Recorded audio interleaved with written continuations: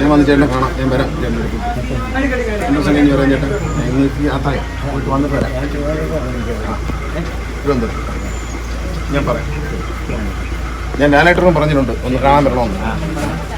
പറഞ്ഞേ കൂടി സ്ഥലത്തില്ല, പക്ഷെ ലണ്ടനില്ല.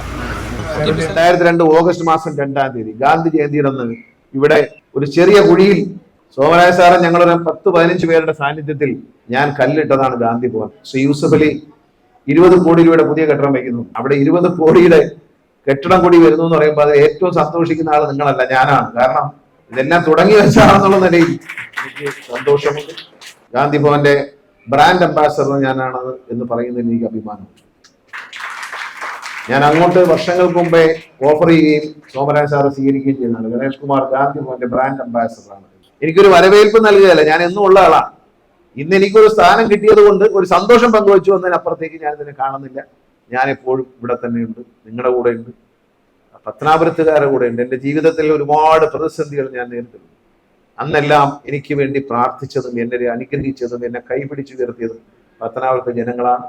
അതുപോലെ തന്നെ പത്തനാപുരം ഗാന്ധി ഭവനാണ്.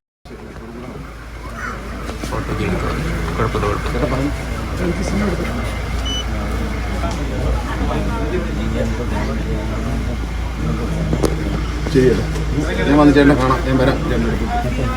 എൻ്റെ സമയം ഞാൻ പറയാം ചേട്ടൻ, ഇന്ന് യാത്രയാ പോയിട്ട് വന്നിട്ട് വരാം. തിരുവനന്തപുരം ഞാൻ പറയാം. ഞാൻ ലാലേട്ടനും പറഞ്ഞിട്ടുണ്ട് ഒന്ന് കാണാൻ വരണമെന്ന്. പറഞ്ഞേ കൂടി സ്ഥലത്തില്ല, പക്ഷെ ലണ്ടനില്ല. തിരുവനന്തപുരത്ത് പോകല്ലേ, കോഴഞ്ചേരിക്ക് പോവാം.